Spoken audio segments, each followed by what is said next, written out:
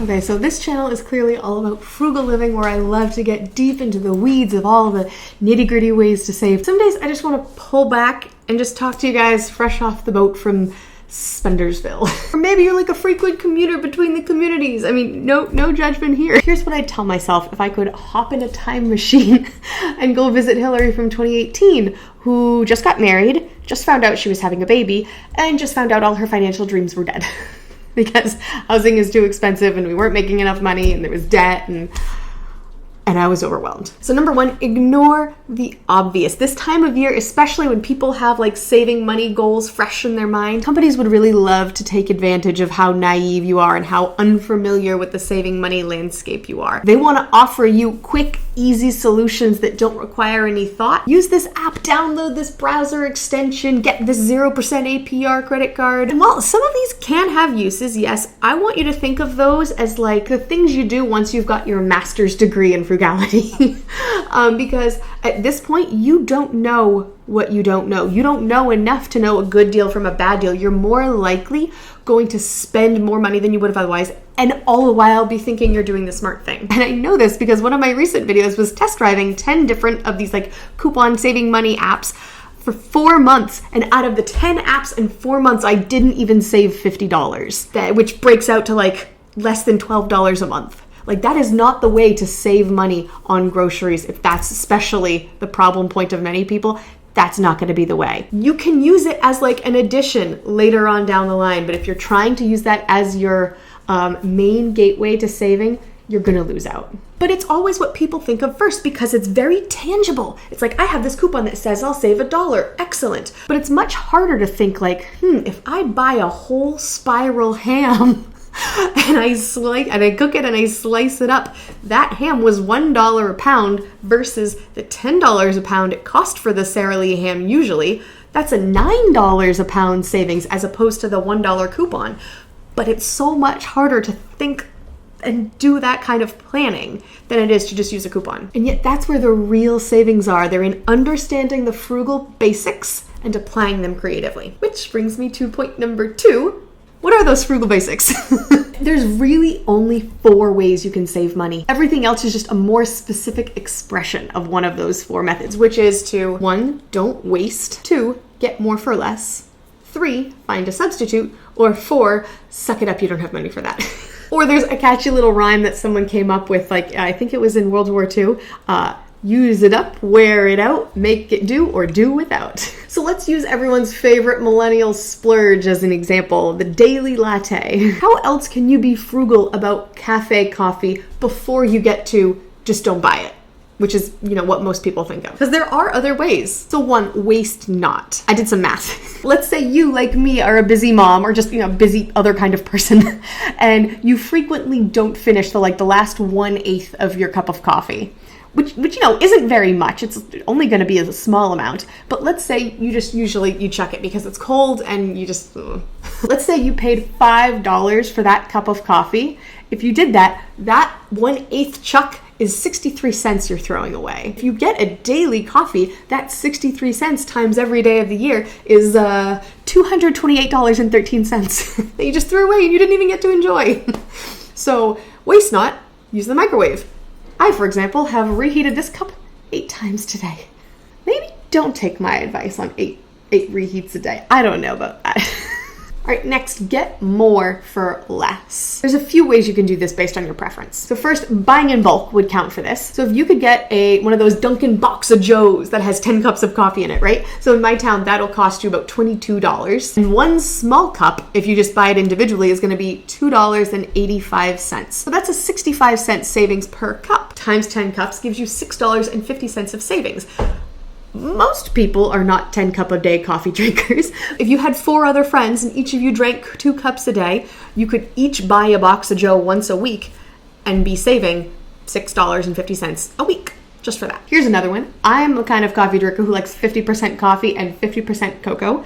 So if you are like me, you could just buy 1 whole cup of coffee, and then when you get home, you can split it up, and then you've turned 1 cup of coffee into 2 cups of coffee. And finally, yes, this is where like military discounts or punch cards, coupons, or end of day discounts, like they're trying to get rid of stuff before they have to throw it away. Any of those discounts, yes, they would also count in the get more for less category. And of course, the third way you can start saving money before you get to just don't buy it at all is to find a substitute. Maybe you go to a different coffee shop. Instead of Starbucks, you go to Dunkin's, or you go to McDonald's, which sells lattes and coffees. Do they sell lattes? I don't know. I don't buy lattes. Maybe you switch to a different kind of drink like cocoa or tea. Or of course, you could make coffee at home. Now, before I scare you, I just want to share that before I got married, I had never in my life brewed a cup of coffee myself. I had no idea how to do it. And now, because I'm married to a self-proclaimed coffee snob, I can brew coffee at home 5 different ways with 5 different methods. YouTube will help explain to you how to do it if you need help, like I definitely did.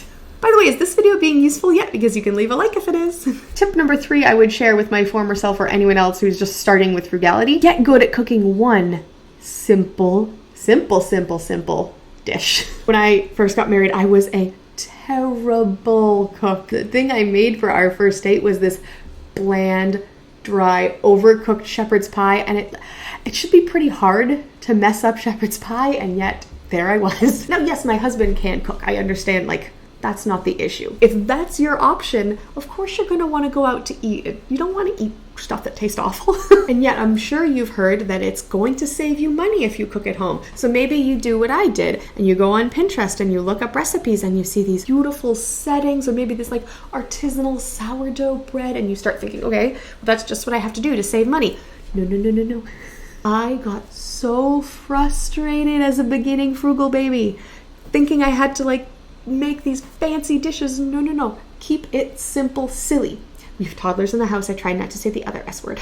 So like soup. Soup is a good starter because it's pretty hard to burn because it's mostly liquid. Just keep stirring it. There's not much technique, and you kind of can dump in a lot of different things, and it almost always tastes pretty good. Just add a little extra rice. You'll be good. Make your own tacos, build your own baked potato bar. Those kinds of things are great because they're just pile stuff on a plate.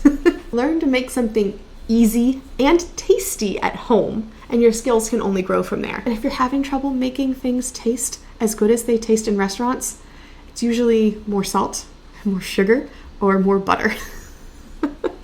One of those things will probably fix the problem. When you're actually making it at home, you're like, I don't want to add more butter. That already looked like a lot. Yaha. That's why the restaurant tastes good. Final tip, get organized. This was one of the things I found hardest in beginning my frugal journey, because I would try to set my budget and then I thought it was good, and then things would just crop up. Like, how was I supposed to know there'd be a fundraiser I had to give money to? Or how was I supposed to know that the car was going to break down and I'd need to pay for new shocks? Like, everything, just every month there seemed to be a new budget buster. And on top of that, inflation makes it very hard to predict. So this will be one of the final pieces that'll slide into place. Like, once you finally start feeling like you're on top of your financial ship, this will probably be one of the last things that clicked into place. However, it's also one of the things you have to start earliest in order for it to click into place later. Get familiar with what you're actually spending a month. I know a lot of people make the mistake of thinking you have to just list your expenses and that's your budget. No, because usually if you're most people, when I've done budget reviews for other people, this is the number one thing I see. Here's their income, and here is where they list their expenses. But then there's like this giant gap at the bottom that isn't accounted for in their list of expenses, but they bring in a month.